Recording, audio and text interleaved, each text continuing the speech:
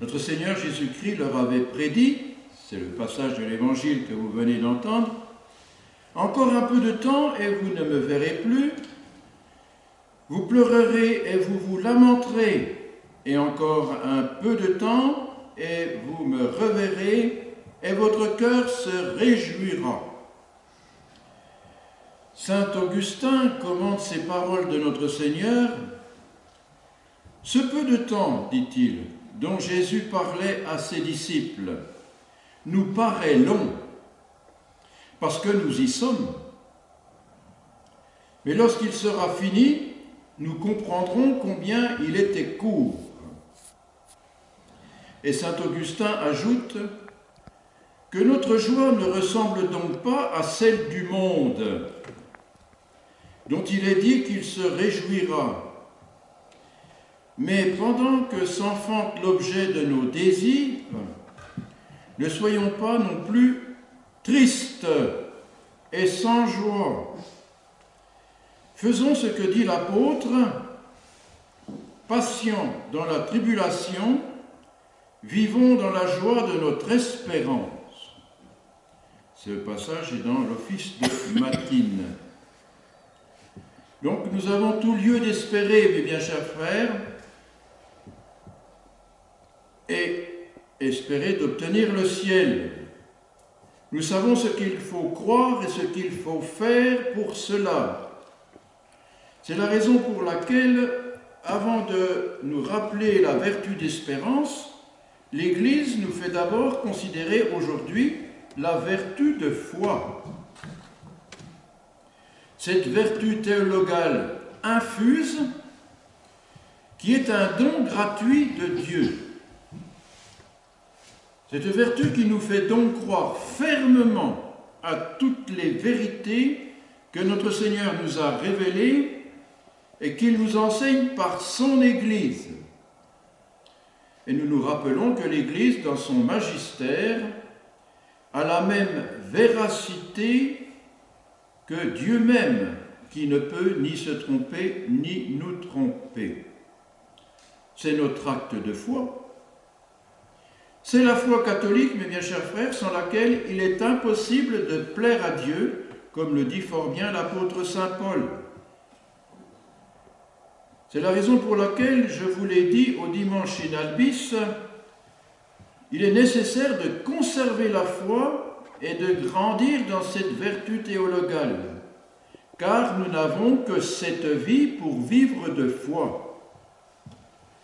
Alors une foi qui nous méritera le ciel si elle est animée par la charité et par les œuvres. Et je voudrais aussi insister en citant Don Guéranger, qui, dans son commentaire liturgique sur ce dimanche, dit que la foi est la vertu par laquelle commence l'œuvre du salut de l'homme et sans laquelle cette œuvre ne pourrait ni se continuer ni se conclure.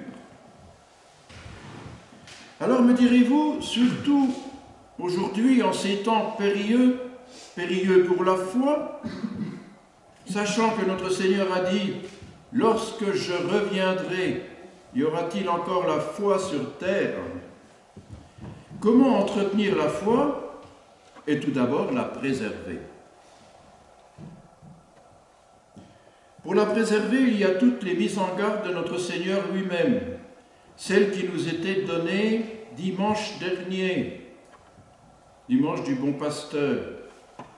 Alors je vous les rappelle brièvement en vous donnant quelques applications pratiques. Notre Seigneur parle tout d'abord du mercenaire qui n'est point le pasteur et qui, voyant venir le loup, abandonne les brebis. Eh bien, il est évident que cela correspond à tous ceux qui n'ont pas rempli leur fonction de gardien de la foi. L'épiscopat. Qui n'ont rien fait pour résister au modernisme, pour mettre en garde contre le venin savamment distillé, et cela on peut le dire depuis 2 siècles déjà, particulièrement donc avec le libéralisme, donc d'une part, et d'autre part le modernisme, déjà condamné par saint Pie X, et qui ont eux-mêmes contribué au développement de cet égout collecteur de toutes les hérésies, comme le dit là encore saint Pie X à propos du modernisme. Quand je parle de l'épiscopat qui n'a pas rempli ses fonctions de gardien de la foi, on peut le dire sous une autre forme que vous entendez et que vous pouvez lire également, c'est-à-dire la prévarication des clercs. C'est cela dont je vous parle, et particulièrement, par conséquent, des évêques au Concile Vatican II qui ont abdiqué leur fonction de gardiens de la foi. Alors, pour préserver notre foi, mes bien chers frères, il y a, c'est évident, ne pas s'exposer à la perdre par les mauvaises lectures, les livres, mais aussi sur Internet. Cela existe réellement. Il faut donc redoubler de prudence.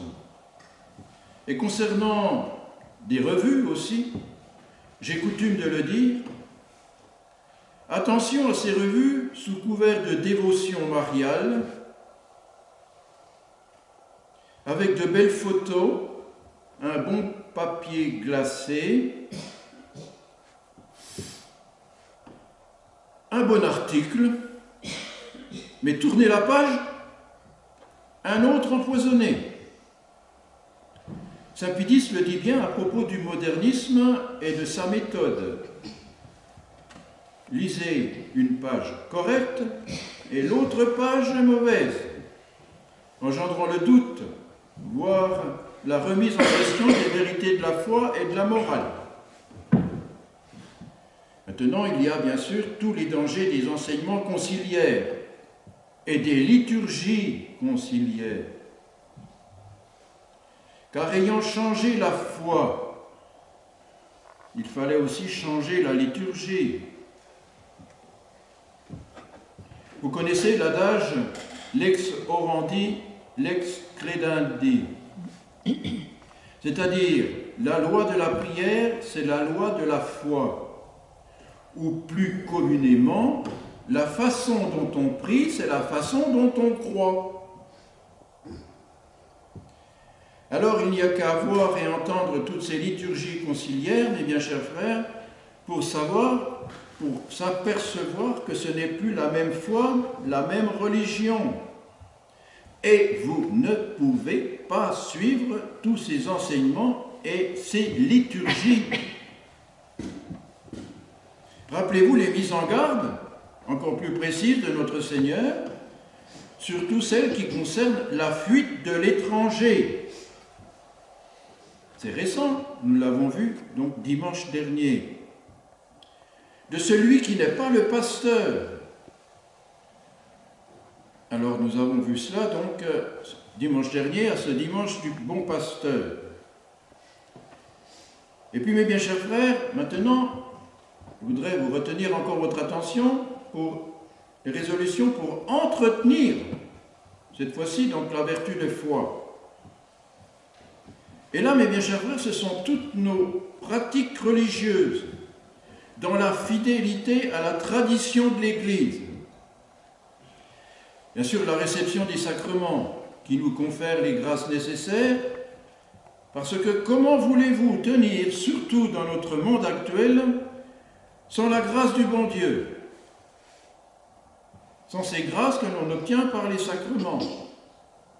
Et d'une manière générale, vous avez compris, donc dans notre religion catholique, par la prière. Il nous faut accomplir absolument cela pour résister à l'attrait du monde et de ses maximes. Alors, pour recourir à ces grâces, vous en avez la possibilité ici avec les véritables sacrements. Quand je parle de véritables sacrements, ce sont des sacrements valides. Car je ne voudrais pas trop insister, mais vous savez bien que dans ces réformes liturgiques se pose le problème de l'invalidité des sacrements qui découlent de l'épiscopat et du sacerdoce. Alors soyez également fidèles à la Sainte Messe, mes bien chers frères. Je sais combien vous faites d'efforts pour certains particulièrement, dans les déplacements, dans votre organisation. Soyez fidèles à vos prières quotidiennes, à vos dévotions, au Très Saint Rosaire, donc à toutes vos prières traditionnelles, d'où la nécessité de posséder un bon missel. C'est un ami. Un ancien supérieur disait, si on vous donnait, vous connaissez l'anecdote, si on disait vous allez être sur une île et qu'on vous donne la possibilité d'avoir qu'un seul objet, emportez votre missel. Bon, pour le prêtre, il faudrait que ce soit un bréviaire aussi. Et puis, méditez, faites votre examen de conscience quotidiennement. La recherche des fautes et aussi des résolutions à prendre, c'est une prolongation des résolutions prises à chaque confession. Alors, prenez le temps aussi, mes bien chers frères, de lire. Ne dites pas « je n'ai pas le temps », soit de prier, soit de lire. Vous avez bien le temps pour autre chose.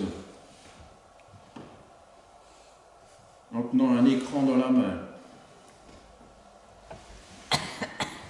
Et vous avez désormais dans la tradition des librairies qui vous permettent d'entretenir cette vertu de foi par la lecture de la bonne doctrine, de la bonne spiritualité, d'après les grands docteurs de l'Église, l'imitation de notre Seigneur Jésus-Christ et de la vie des saints.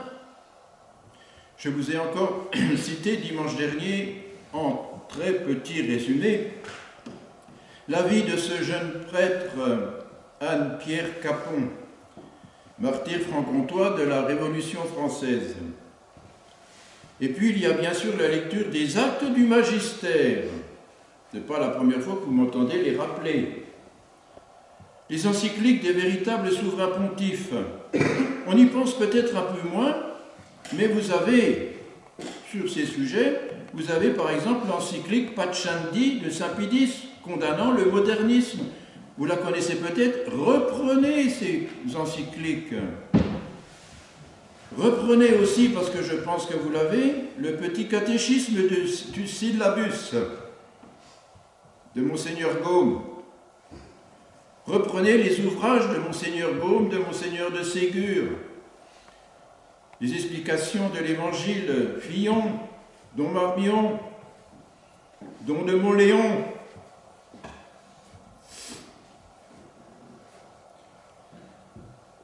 Alors, cela pour toujours faire face à cette actualité de libéralisme et de modernisme ambiant dans lequel nous sommes. C'est par tous ces moyens, mes bien chers frères, que vous entretiendrez cette vertu de foi qui, je le rappelle encore avec la citation de Don Guéranger, parmi tous nos auteurs libéraux, antilibéraux, pardon, nous dit que la foi est la vertu par laquelle commence l'œuvre de notre salut et sans laquelle cette œuvre ne pourrait ni se continuer ni se conclure.